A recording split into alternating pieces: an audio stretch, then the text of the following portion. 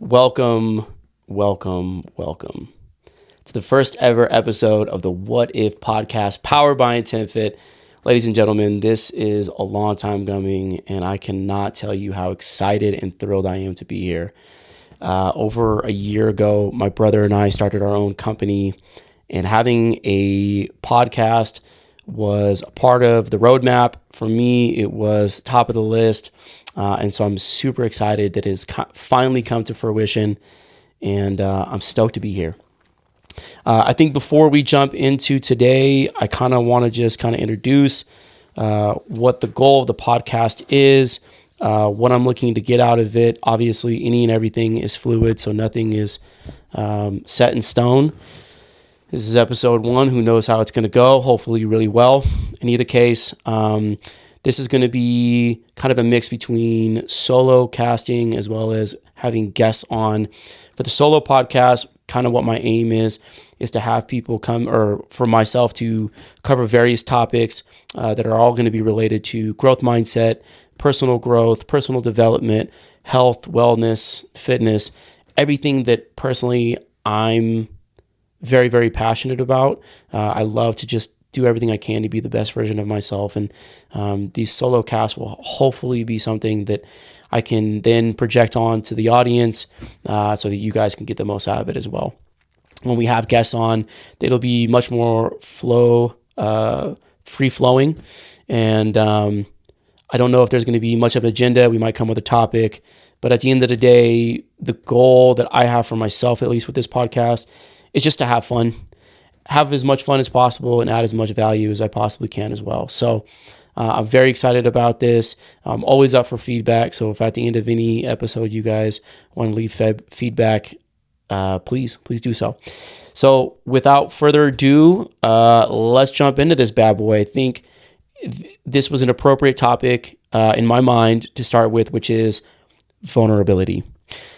I am in a room with 3 cameras facing me and a mic by myself.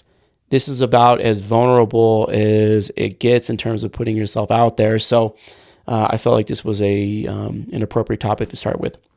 Now, what I'd like to do is I'd like to split this up into 2 series. Today, we're going to cover topics around vulnerability as it pertains to friendships, romantic relationships, why we fear them, and why it matters, and what tools we can use or implement to better those relationships. We're also going to talk about vulnerability as it relates to masculinity in today's society. I think that's an important topic to cover. And then we're going to finish up with spirituality, religion, and philosophy, and how that ties into vulnerability. So I'm really excited.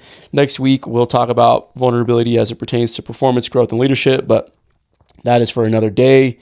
Hopefully by the end of today's conversation, you guys will understand what vulnerability is, why it's essential across relationships and culture, and how we can apply it for personal growth and deeper connection. So let's jump right into this bad boy. Vulnerability in friendship. Vulnerability sounds like the truth and feels like courage. Truth and courage aren't always comfortable, but they are never a sign of weakness. Brené Brown. Brené Brown is a researcher and author who specializes in vulnerability. She has a tremendous amount of, I believe, written work, but I've also seen many of her TED Talks. She's fantastic. So if you're interested in exploring this topic even further than what we go in today, I encourage you to go check her out. So let's start with vulnerability in friendship. So why is it so scary to be vulnerable in front of your friends? Well, obviously, there's a fear of rejection that's associated with it. When you put yourself out there, you don't know how someone's going to respond. You don't know what the judgment, the outward judgment is going to be. You don't know if that individual is going to go behind your back and tell other people. So being vulnerable can be very scary, particularly in friendships, rather, because that's, let's face it, that's you're putting yourself out there, and you're risking your social status, which is, as we all know, an important part of our needs as an individual, as a human, as a person who wants to be respected and loved and appreciated. To be vulnerable, you're putting all of that at risk. Not only that, but there are physiological stressors that we go through before we even get into the conversation of vulnerability. We activate our sympathetic nervous system, which raises our cortisol levels, increases our blood pressure, increases our heart rate, our palms get sweaty, we have difficulty thinking about what we're going to say, how we're going to say it. All of the things that maybe you had planned previously go out the window. So it's not just a social construct, it's also a physiological response that we have to overcome when we're going through these conversations. I also think it's important to call out the fact that we live in a time in an era where social media is very predominant, and we tend to look at everyone else's life through curated lenses where, they're showing you their vacations and their nice cars and everything about their life that's nice and shiny. But I think it's important to remember that, that's just a facade, or it's at the very least a curated version of what they want you to see. It's not the full picture. It's not the full spectrum. But it is something that plays very heavy in the psyche of every individual who wants to open up and who wants to be vulnerable. And it is important to be vulnerable, particularly in friendships. I kind of want to go into a study that I came across, I think that would be pretty powerful. So in 2015, a large-scale analysis published in the Journal of Social and Personal Relationships examined over 800 adult friendships. And it found that self-disclosure, specifically sharing fears, regrets, and insecurities, was the single strongest predictor of closeness and satisfaction in friendships, even above shared interests or time spent together. This study showed that friends who engage in open, vulnerable conversations were 4 times more likely to describe their relationship as deeply supportive compared to friends who avoided discussing personal struggles altogether.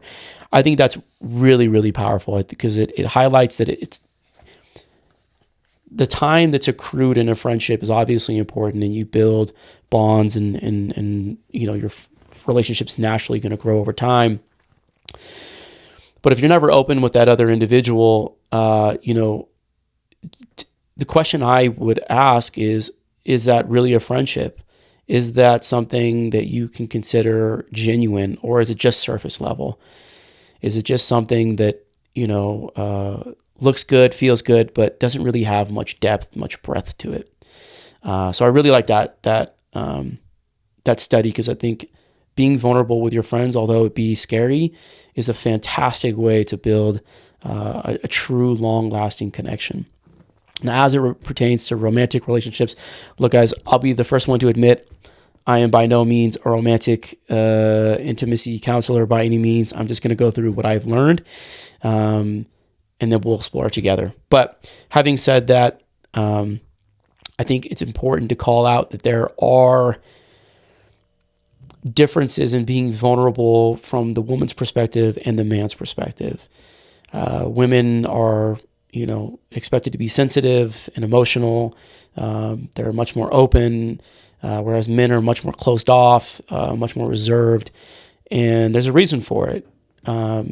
Look, the elephant in the room, as far as I'm concerned, is when a man is vulnerable, depending on what the vulnerability is, of course, that is not, it has the potential to be very unattractive to women. And I know that that's a difficult pill to swallow, but men traditionally in ancient society, as well as today's society, are expected to be emotionally stable. And being vulnerable, you're putting yourself out there to display instability in your emotions. And the last thing that any man wants to be is unattractive, regardless of where you are in the relationship. It could be brand new, or it could be 10 years deep. At the end of the day, you want your partner, your future lover, whatever, to respect you and to be attracted to you. So I think that that's something that is very rarely discussed, but I think it's something that needs to be addressed. And then for both partners, obviously, when you're being vulnerable with one another, there's always going to be a fear of rejection. You don't know what that other person's going to say or how they're going to react to whatever insecurity that you're putting out there. It could be something that, again, they find unattractive or that they are just put off from, and you don't want that to be the case. Also, I think a lot of times what I see in toxic relationships is when you're open and you're honest and you're vulnerable with somebody at the low points of that relationship, and let's be honest, those low points are going to happen inevitably, that individual then has ammunition against you, and they can bring up your insecurities, and they can, tease you about maybe unrealistic ambitions or things that you've been open with them in the past. So when you're telling somebody about, if you're trying to be open and vulnerable, there's always going to be that little voice in the back of your head that's reminding you that when you tell them this, that the cat's out of the bag, and there's no going back from it, and that they have the ability to use it against you. So I think that those things are important to remember, but hopefully it's not super discouraging. And we'll talk about some things to kind of, balance that out, but keep it in mind. And then this one I can certainly relate to, when we're being vulnerable in romantic relationships, just the fact of putting yourself out there. I think the act of love in of itself is vulnerability, right? When you love somebody and they end up breaking your heart, it's very difficult to want to then love somebody again, because you don't want to get your heart broken. You don't want to go through those experiences, those emotions again. So just the fact that you're putting yourself out there and you're giving somebody your heart, that in of itself can be a scary process. So, but why is it important? Well, just like with friendships, it builds better connections and in turn, longer lasting relationships. When we're being vulnerable and we're having conversations, we actually increase what's called oxytocin. And if you're not familiar with what oxytocin is, it's a chemical that gets released into the brain anytime you spend time with somebody, if you're participating in activity with someone, if you're going on a walk, if you're playing basketball, if you're watching TV, you're building a bond. And that's exactly what they refer to it as. They call it the bonding chemical. It's called oxytocin. And I pulled up this study that was conducted back in 2005. The study from biological psychiatry suggests that couples who engage in at least 10 to 15 minutes of intimate conversation experience oxytocin spikes of up to 30%, strengthening feelings of closeness and connection. And to help kind of give this a little bit more context, it's a 30% rise a 30% rise is considered a substantial shift in baseline oxytocin levels, enough to curate meaningful change about how you feel and interact with an individual. So if we want to look at it from the neurological perspective, having these conversations, albeit uncomfortable, very important to building longer lasting relationships and bonds. So I like that. And yeah, it's a good way to kind of put things into perspective for you.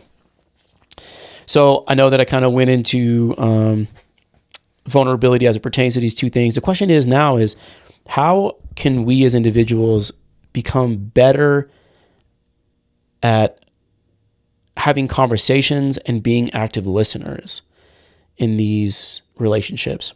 And we could go down the rabbit hole with a million different things. There are tons of theories and books and this and that and that and this. But at the end of the day, I wanted to pull out 3 things I thought were you could apply immediately, albeit it takes practice. You can apply immediately. You can at least think about it, when you start to explore these conversations and this vulnerability with your friends and your romantic partners. So the first one is something called empathic accuracy.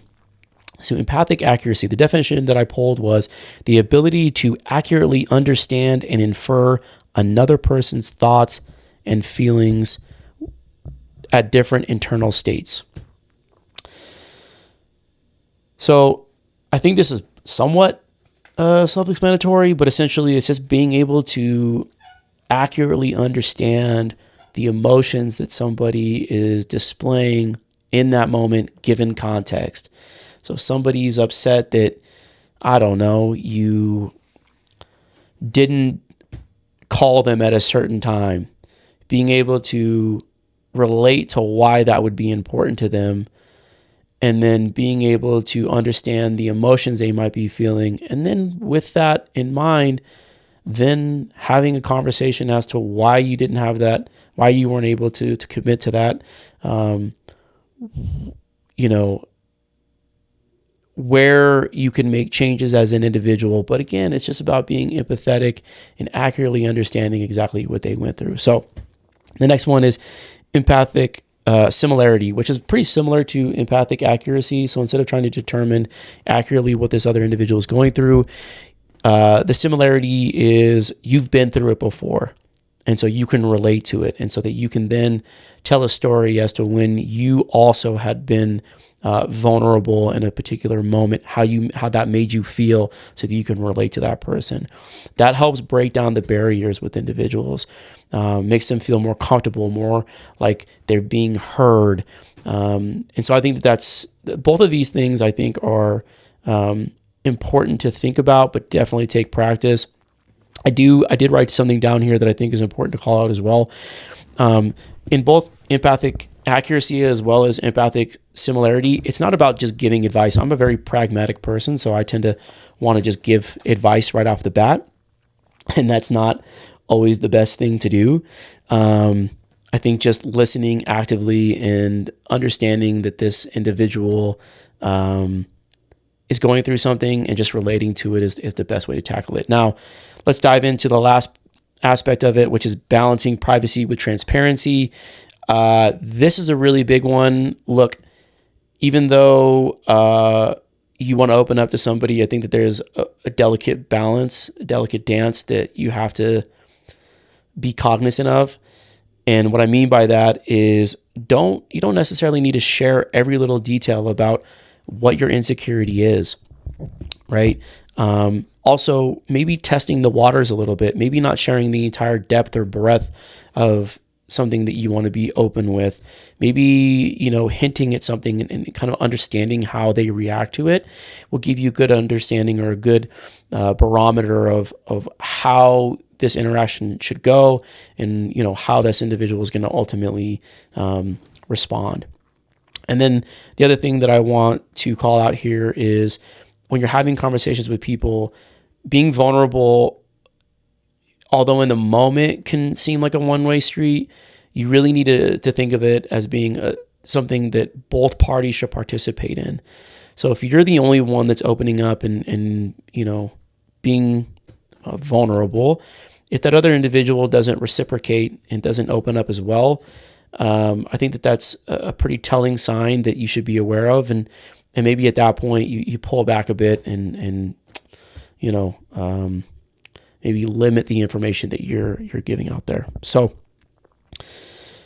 that's what I have for vulnerability as it pertains to relationships. I want to end with this: in both friendships and romantic relationships, vulnerability transforms connections from transactional to transformational by practicing empathic accuracy, finding empathic similarity, and of course, balancing transparency and privacy. So let's move on.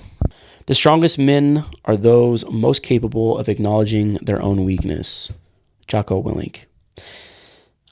I absolutely love this quote, but I love that this quote is coming from Jocko.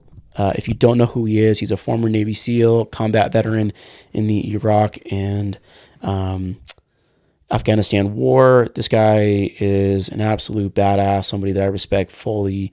I don't know if he has his own podcast. I've seen him on many podcasts. If you don't know who he is, check him out.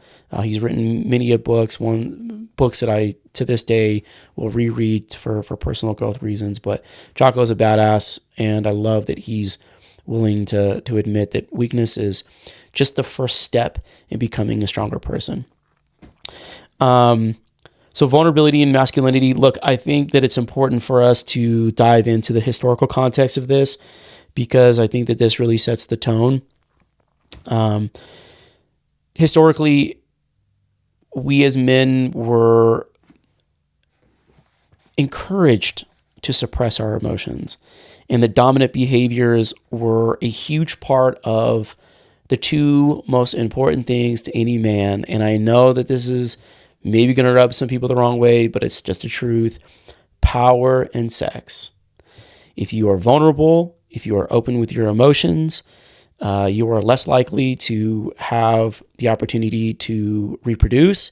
And it also affects your social status, particularly in masculine groups. So I think that that's really, again, an uncomfortable realization, but it's one that we all have to be cognizant of. And I have a study here that I want to go into. So let's do it. And this use case was back in the early 90s. A gentleman by the name of Christopher Boehm, who was an American cultural anthropologist, did some field work on hunter-gatherers in Tanzania, which is in East Africa. And these hunter-gatherers are a part of the Hadza group. And what the study showed was that men formed dominance-based coalitions for hunting large game and protecting the group. In these coalitions, emotional restraint during high-risk hunts was observed as essential. Men who displayed overt fear or hesitation were less likely to be chosen for future hunts, which impacted their social status and reproductive opportunities. Boehm documented that stoicism and emotional control were reinforced culturally, with older men ridiculing or socially punishing younger men who showed fear by teaching them to suppress vulnerability and maintain group cohesion. So this just kind of highlights kind of what we as a species or as a culture kind of have evolved with this type of norm, these expectations. But as powerful as that is, we no longer live in this type of society. And although that those are still inherently built within us, there are, at this point, I'd say, huge factors in the degradation of mental health in today's society. Higher levels of emotional suppression correlate to a number of things, which include increased rates of mood disorders. Think of bipolar disorder. Substance abuses, such as drugs and alcohol, as we all know, and increased suicides. Here's a stat for you. Men represent 75% of all global suicide deaths, attributed at least in part to reluctance to express distress. There's also some physiological effects associated with it. Hypertension, increased risk of heart disease, impaired immune function. So again, it's not just socially driven, it's also physiologically driven. That when we suppress our emotions, they can have some serious detrimental outcomes. I want to read you another study here that kind of highlights this fact even further. The Journal of Counseling Psychology in 2017 meta-analysis on conformity to masculine norms and mental health outcomes. Men who strongly endorse traditional masculine norms of stoicism and emotional control were 2.5 times more likely to experience severe depression, 3 times more likely to report chronic loneliness, and 2 times more likely to meet criteria for generalized anxiety disorder compared to men who expressed emotions more openly. Wow.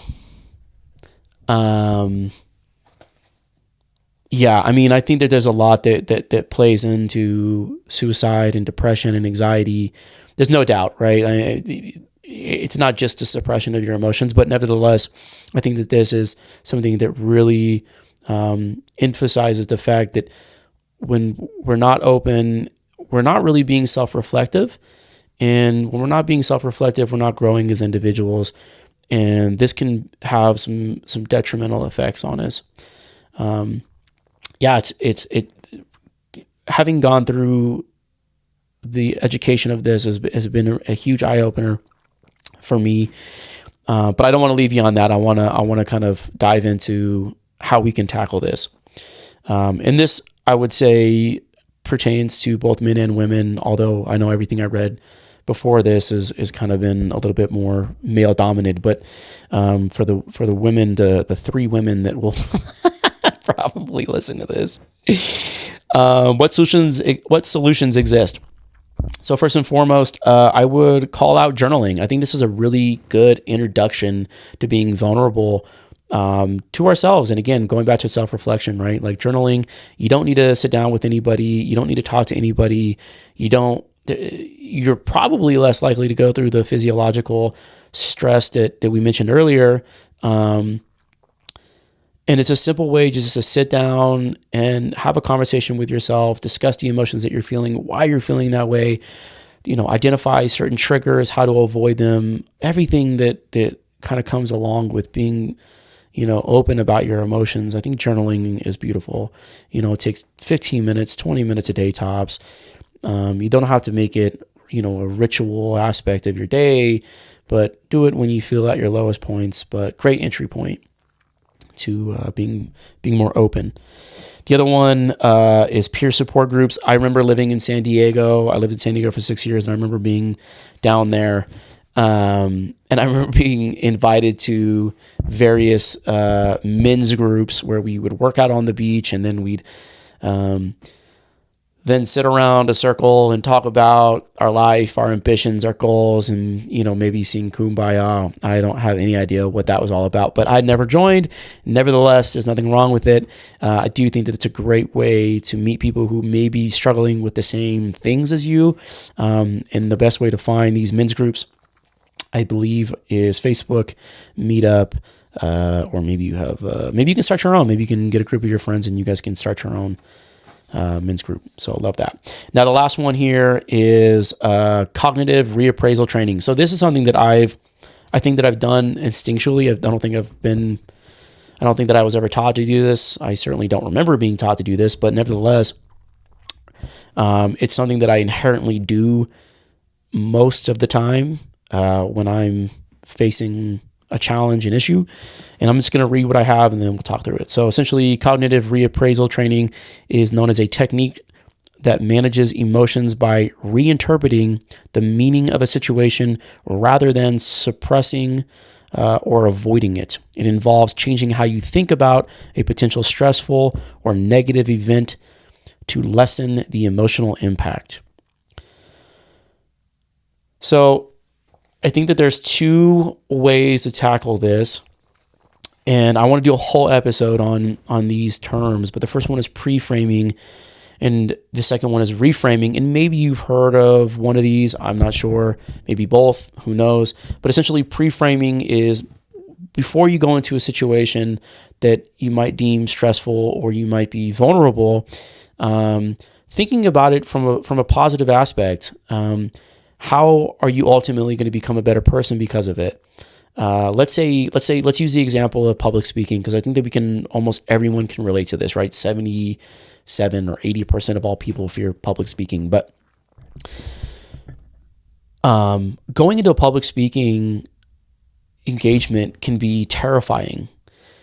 And the way that I like to look at it is, okay, I'm going to go up there, I'm going to give my best, and if it turns out to be horrible and I fall on my face, at the very least, I'll have a very, very funny story to tell my brother or my sister or my parents or whoever later down the line, right? Because it's not the end of the world.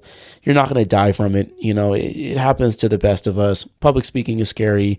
We tend to freeze up. But if you can go into it thinking like, okay, I'm going to do my best, but if I don't, it's going to be a hell of a story to tell later. I think that's a great example of pre-framing. And then reframing is after something has happened, going back and reflecting on it and thinking, okay, well, this didn't turn out the way that I thought it was going to turn out, or God, this was way worse than I thought it was going to be. telling yourself like, okay, how can I be a better person because of it? How can I reevaluate? What went wrong? Was it that I prepared poorly? Was it that I didn't do X, Y, and Z during the presentation? Oh, it doesn't even matter what the scenario is. It's all about going back and reflecting on what you've done and then trying to grow from it, as opposed to stewing in it, or letting it fester in your mind as a flaw or something that didn't go the way you thought it was going to go. I think those are great techniques, and it kind of goes right into the cognitive reappraisal training theory. So I love that. Yeah, I mean, that's it for that section. Let's jump into the next section, which I find super entertaining: spiritual lens. All right, spiritual lens. All right, this is a fun one. What I'm going to do here is we're going to cover all 5 of the major religions: Christianity, Judaism, or I like to say Judaism. I don't know why, but it's a fun way to say it. Islam, Hinduism, and Buddhism. We're going to go through each one. I'm going to read what I have on the paper here first, and then I'm going to talk out loud as to why I chose it and why I think it fits beautifully into the topic of vulnerability. So let's start with Christianity. Before I begin, I just want to call out, I am not a religious person. I think that I've always been and always will be on my spiritual journey, but I do not adhere to any of these religions, so I am not biased to any of these religions. I've read the Bhagavad Gita, which is the Hindu text, many years ago, probably about 7-8 years ago. It was a beautiful book, very, very easy read, and an interesting read as well. I am currently reading the Bible. I'm in the very early chapters. I'm not even all the way through Exodus, which is the 2nd chapter. It's been fantastic to read so far. I believe that if you are somebody who wants to explore spirituality, just the attempt to dive into theology, which is the study of religion, is very, very important. So I just wanted to put that out there. I don't have any biases towards any of these. I think they're all beautiful, and there's wisdom in every religion. So just wanted to caveat that. So let's start with Christianity. This is the one that I'm most familiar with, and as I mentioned, I'm kind of in the process of learning. It's been fun. It's been interesting. It's been a journey. So let's get into it. Christianity consists of teaching that acknowledging sin, weakness, and failure before God and others is a path to forgiveness and transformation. Okay, so I pulled a story that I thought was really good, and I'm going to read through it, and then we're going to talk about this. So it's the context of Paul's thorn. Paul's thorn. Okay, you can find the story in Corinthians 12:7-10, and the story goes as such. Paul describes being given, quote, a thorn in the flesh, a messenger of Satan, to torment me, to keep me from becoming conceited. He writes that he pleaded with God 3 times for it to be taken away. God responds, I quote, my grace is sufficient for you, for my power is made perfect in weakness. Paul then declares, therefore, I will boast all the more gladly about my weakness, so that Christ's power may rest on me. Now, I know that might be a little bit tricky to understand right away, so let's kind of break this down a little bit. So, at the very beginning, I said Paul describes being given a thorn in the flesh. What does this mean, a thorn in the flesh? Well, this is really important to understand the story. I tried to look up what they meant by a thorn in the flesh, because you just think, in literal terms, like a thorn in the flesh, but how does that relate to being conceited? I don't know. But what it spat out to me was that it could have been a potential chronic illness. It could have been a physical defect, maybe blindness, maybe, I don't know, he had a bum leg or something, maybe a speech impediment, but something that ate at his insecurity is how I interpreted it. Because obviously he's praying to God to, have this taken away from him. God then responds, no, I did this deliberately, and you're going to ultimately become a better person because of it. And then Paul leans into it. This is why I love this so much. I relate to this probably better than anything else that we're going to cover today. I was born with a bone disorder when I was obviously born, and it's affected me tremendously, but it's never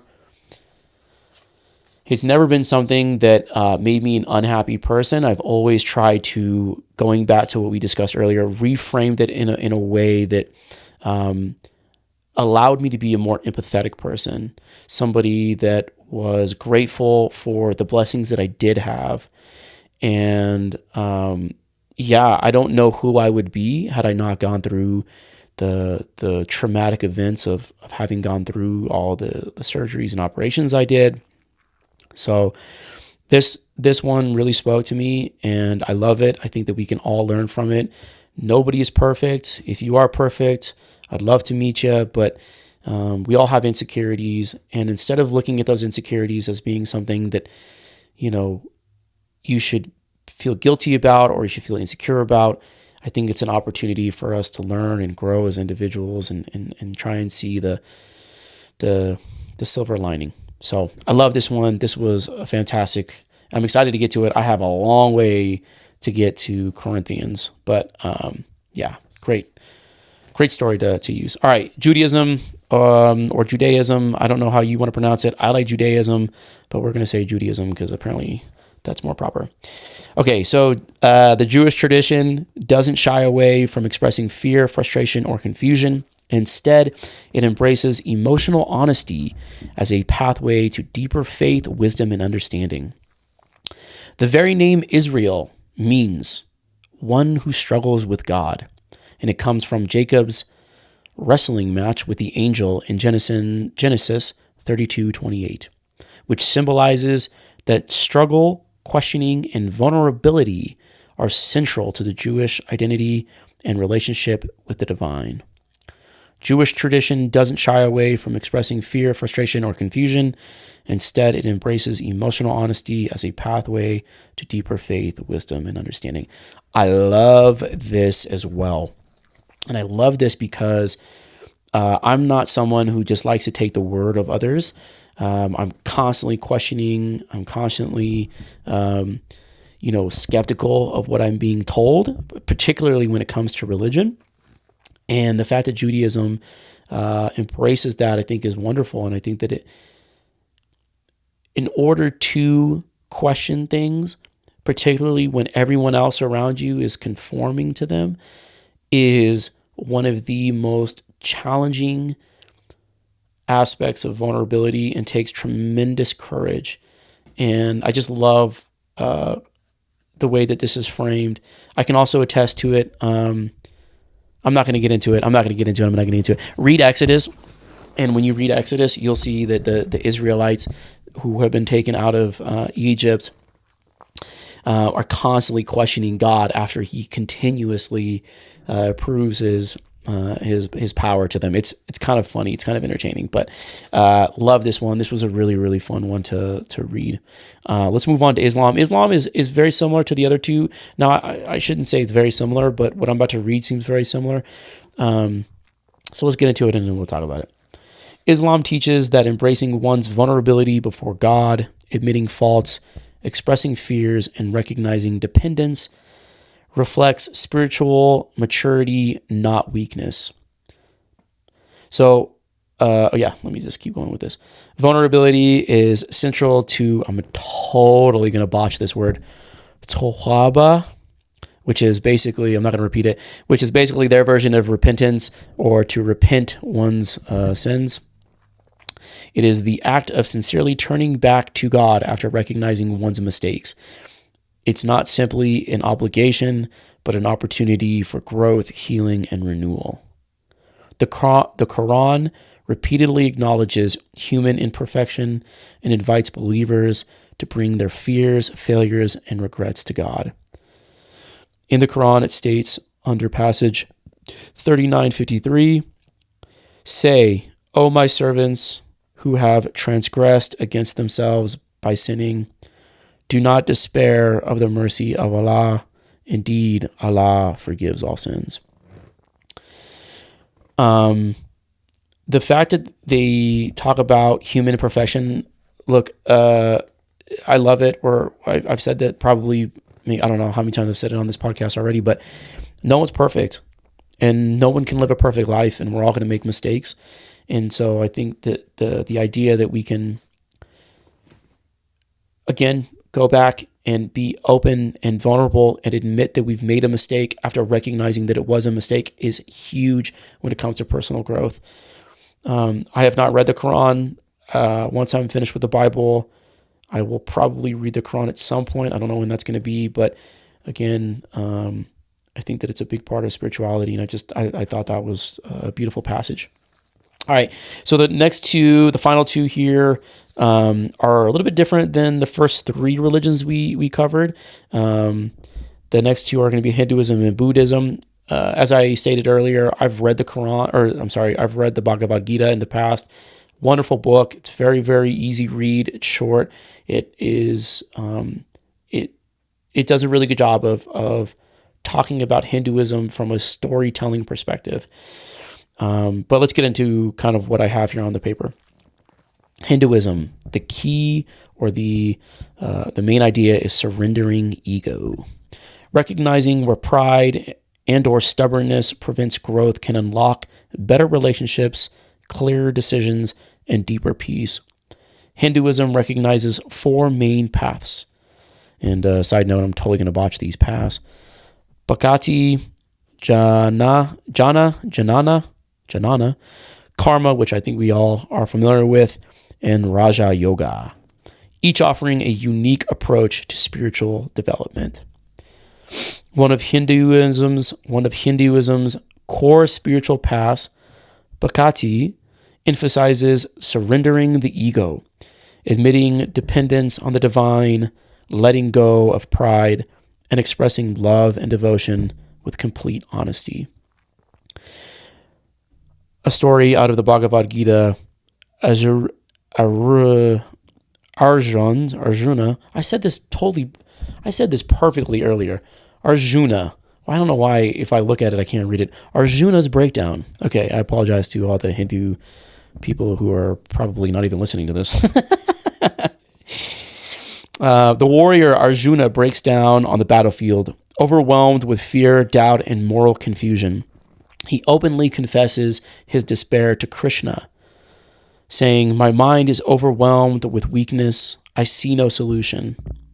Rather than judging him, Krishna, a deity in the Hindu religion, responds with only guidance on dharma, purpose, and self-realization, transforming Arjuna's vulnerability into strength. All right, I apologize if I totally botched that name and if it's offensive, but in either case, this is a beautiful story. I really like it because, again, it highlights, again, the reframing perspective of taking something that may feel like a weakness, may feel like vulnerability, reflecting on it, and then ultimately turning it into a positive, into a way to be a better person. So I love that. I think this is wonderful. All right, let's keep on going, guys. We're almost there. Buddhism. So Buddhism is a fantastic religion. Side note, I always knew that it was about suffering, but I didn't realize it was basically the entire philosophy of suffering. But it's very, very interesting nevertheless. So let's read into this. The first noble truth, there's 4 noble truths. Acknowledging suffering. Buddhism begins with vulnerability, recognizing dukkha, D-U-K-K-H-A. I apologize if I botch that as well. That life involves suffering, dissatisfaction, and impermanence. Accepting this truth requires humility and honesty about the human condition. I really like that. Because again, I think specifically to reframe certain instances, remember, we're not here forever. Life doesn't go on and on and on and on and on, and likely no one's going to remember who you are in 100 years. Nothing is permanent. So keeping that in mind, I think, is an important step to self growth and to understanding that vulnerability is only temporary. And then I just wanted to go into the steps of identifying and tackling the first noble truth, which is identifying where you feel stuck, sad, or fearful, and then observing your emotions without labeling them good or bad. If you've ever taken a yoga class, this is a big part of it. Just sitting there with your thoughts, not giving any sort of attention to anyone for any specific reason, just recognizing that they exist. It helps to break cycles and avoid self-criticism. I love that. That's really, really cool. Kind of difficult to do, but with practice, I think is great. And then remembering that pain, like joy, is only temporary. And with that mindset, you can ease anxiety and foster gratitude for the present moment. Great. Love it. Love it, love it, love it. Buddhism is very interesting. They do not have a written text. I don't think, but I'd like to explore that religion as well at some point.